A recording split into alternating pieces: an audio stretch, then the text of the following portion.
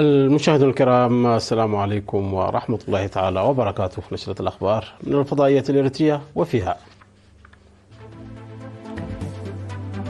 تقييم البرامج التنموية في إقليم عنسبة،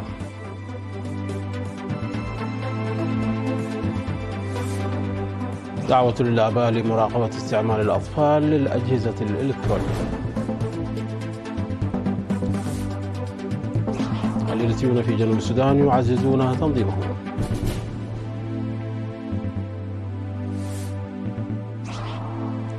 الجولة السادسة من المحادثات النووية الأمريكية الإيرانية تعقد في مسقط. كوريا الشمالية تعلق البث المناهض عبر مكبرات الصوت. ولندن والاتحاد الأوروبي يبرمان اتفاق تنقل حر في جبل طارق.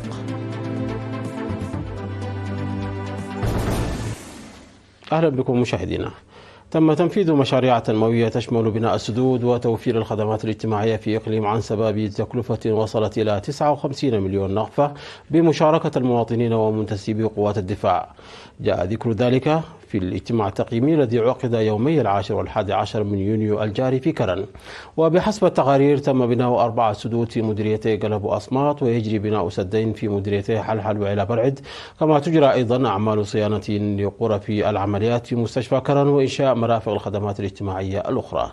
وتم توظيف متخصصين جدد في جميع المديريات لمعالجة النقص في الكوادر الصحية، مما ساهم في رفع عدد الأمهات اللواتي يلدن في المرافق الصحية بنسبة بلغت 3%.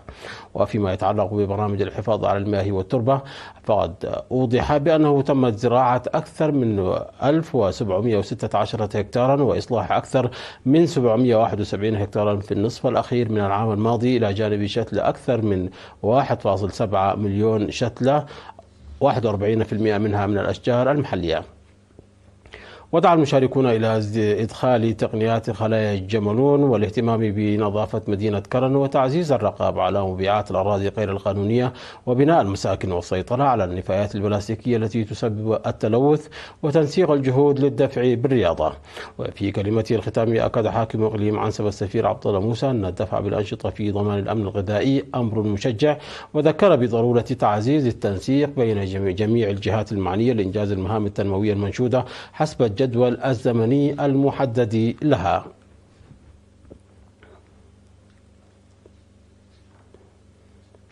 زار المواطنون القادمون من الخارج للاحتفال داخل الوطن بعيد الاستقلال زاروا المواقع التاريخية والتنموية في مديرية عد قيح.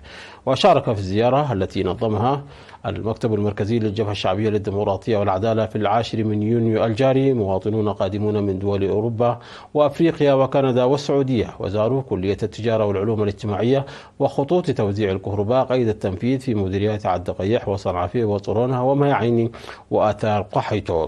وأوضح الزائرون أهمية المشاهدة على أرض الواقع وتوسيع المعرفة ببرامج التنمية الجارية، معربين عن الارتياح لمشاهداتهم.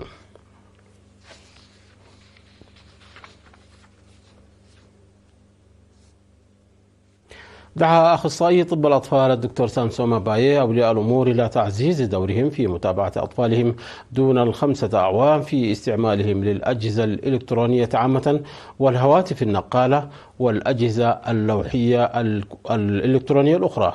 وذكر الدكتور سامسون الآباء بالوعي بالأضرار الصحية التي تؤثر على الأطفال دون ال5 أعوام، مشيرا إلى أن منظمة الصحة العالمية وخبراء مختصين بهذا الشأن يناشدون بعدم تعريض الأطفال في السن المذكور للشاشات الإلكترونية نظرا إلى الأضرار السلبية لها.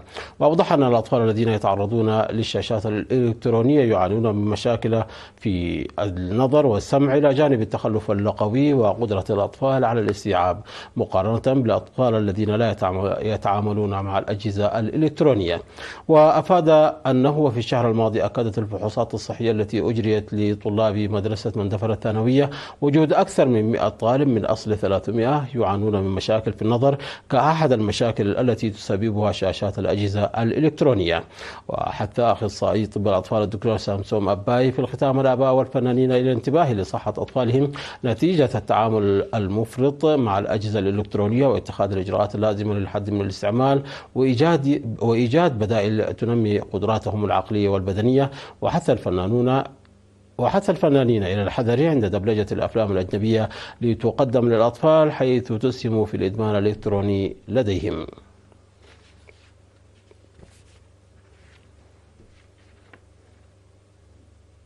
خرجت كلية حمل الزراعية يوم أمس 11 من يونيو 315 طالبا، من بينهم 174 طالبة من 8 دورات مهنية مختلفة لمدة 3 أشهر. ونظمت الدورات بالتعاون بين فرع الاتحاد الوطني لشباب وطلبة إريتريا في ساوا ومؤسسات التعليم العالي وكلية حمل الزراعية، وتضمنت لغة الإشارة واللغة العربية والتصوير والصيانة الإلكترونية والمونتاج وتركيب أجهزة الصحون اللاقطة وتقنية المعلومات وإنتاج الفيديو. وأوصى مسؤول فرع اتحاد الشباب والطلبة في الكلية الشاب أبيل يوحنس في الكلمة التي ألقاها الخريجين بتطوير الدورات المهنية بالتطبيق العملي ونشر المعرفة بين أقرانهم، مشيرا إلى أن تدريب الشباب مهنيا إلى جانب الدراسة الأكاديمية هو من أهم البرامج التي يعمل عليها الاتحاد. وأوضح عميد كلية حمل البروفيسور ولد أملاخ رأيه بدوره أهمية الدورات المهنية خاصة للشباب، حيث تتيح لهم فرص استكشاف ميولهم وقدراتهم التي بدورها ترفع من كفاءتهم إلى جانب مستواهم الأكاديمي. وأكد المتدربون أنهم سيعملون بجد في تطوير المعرفة التي اكتسبوها، مناشدين الجهات المختصة للعمل على تنمية مفهوم الدورات المهنية لدى الشباب.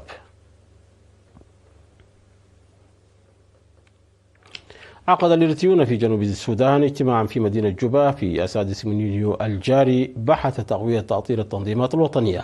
وأوضح سفير إريتريا في جنوب السودان السيد يوهانس تخلميكيل في الاجتماع الذي شارك فيه مسؤولو الجالية والاتحادات الوطنية للمرأة والشباب والجبهة الشعبية للديمقراطية والعدالة وجمعية أصحاب شاحنات الصهاريج، أوضح بأن وجود علاقات صحية قوية بين التنظيمات الوطنية ضرورية لإنجاح البرامج الموضوعة. من ناحية ثانية، عقد السفير يوهانس سيمينارا في 10 من يونيو الجاري للإريتريين في مدينة واو تناول رفع وعي الأعضاء في مختلف القضايا الآنية والهوية الوطنية وبناء الدولة. وأكد المشاركون في السمينار استعدادهم الدائم للإيفاء بكل المتطلبات. من جهة أخرى، التقى السفير يوهانس بحضور ممثلي الجالية الإريترية في واو بسلطات إقليم بحر الغزال الغربي، وبحث أوضاع المواطنين الإريتريين والتحديات التي يواجهونها وسبل حلها.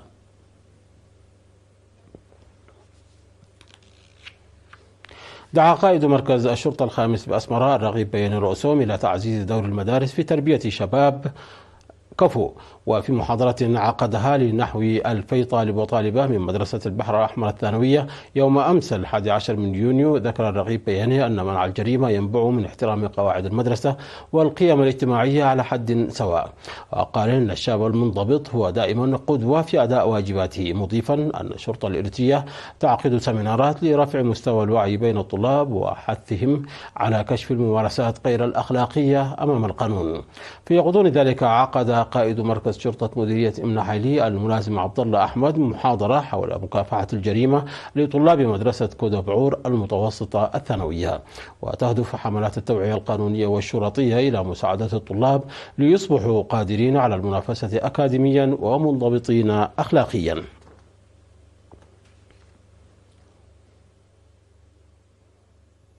مشاهدينا، نشرتنا تتواصل من الفضائية الإريترية، ولكن بعد فاصل قصير فابقوا معنا.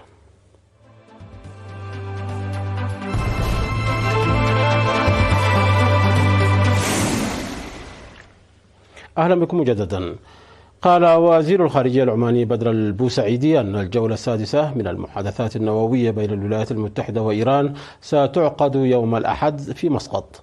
وأعلن الرئيس الأمريكي دونالد ترامب أمس أن إدارته تقوم بنقل موظفين أمريكيين من الشرق الأوسط لأنه قد يكون مكانا خطرا في ظل التوترات الراهنة مع إيران، مشددا على أن الجمهورية الإسلامية لا يمكنها امتلاك سلاح نووي.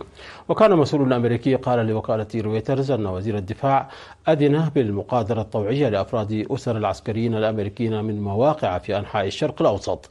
وعقدت طهران وواشنطن اللتان قطعت العلاقات الدبلوماسية بينهما قبل أكثر من 4 عقود 5 جولات من المحادثات منذ أبريل بوساطة من سلطنة عمان، سعيا لإبرام اتفاق جديد بشأن برنامج طهران النووي.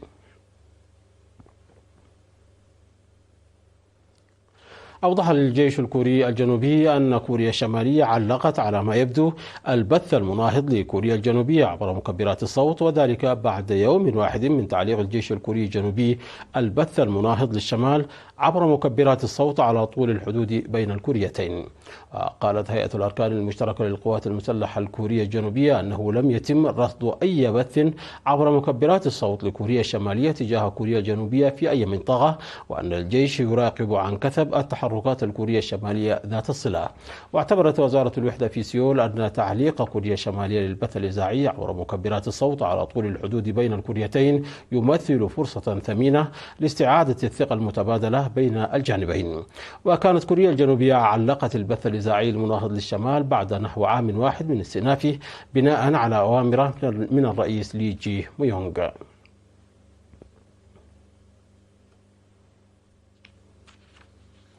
أبرمت بريطانيا والاتحاد الأوروبي اتفاق تنقل حر للأشخاص والبضائع بين جبل طارق وإسبانيا في تسوية لمسألة كانت لا تزال عالقة بينهما منذ البريكسيت. ووفقا لوكالة الصحافة الفرنسية، أفادت لندن وبروكسل في بيان مشترك بأن الاتفاق الذي ما زال يتعين المصادقة عليه يهدف إلى إزالة كل الحواجز المادية وعمليات الضبط والتحقق من على الأشخاص والبضائع التي تنتقل بين إسبانيا وجبل طارق. وأكد المفوض الأوروبي ماروس سيفكوفيتش للصحفيين أن الاتفاق يعود بالفائدة على الجميع وسيجلب الأمن القانوني والطمأنينة لأهالي المنطقة وشركاتها. وفي نهاية 2020 توصلت مدريد ولندن في اللحظة الأخيرة قبل البريكسيت إلى اتفاق إطاري للحفاظ على حرية تنقل الأشخاص والبضائع على الحدود بين إسبانيا وجبل طارق. أفادت وسائل إعلام هندية بمقتل جميع ركاب الطائرة الهندية البالغ عددهم 242 راكبا، والتي تحطمت بعد دقائق قليلة من إقلاعها متجهة إلى مطار غاتويك في العاصمة البريطانية لندن. وأظهرت صور الطائرة المنكوبة التابعة لشركة طيران الهند عبر القنوات التلفزيونية المحلية أظهرت تصاعد الدخان من موقع الحادث قرب المطار في أحمد أباد. ونقلت وكالة أسوشيتد بريس عن فايز أحمد كداوي المدير العام لهيئة الطيران المدني أن الرحلة AI 171 للطائرة، وهي من طراز بوينغ 787، تحطمت في منطقة سكنية يطلق عليها ميجان ناجار بعد 5 دقائق من إقلاعها الساعة 13:38 بالتوقيت المحلي.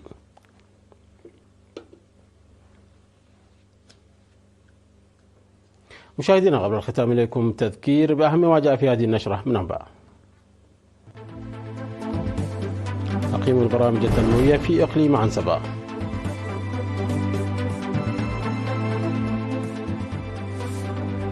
دعوة لمراقبة استعمال الأطفال للأجهزة الإلكترونية. الإيرتريون في جنوب السودان يعززون تنظيمهم.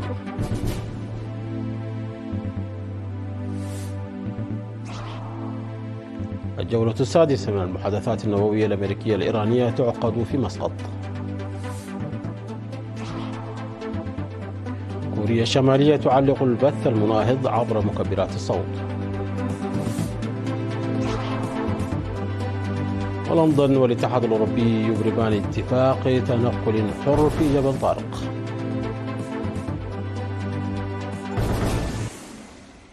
مشاهدينا، انتهت النشرة. شكرا على حسن المتابعة. تحية لكم أينما كنتم، من اللقاء.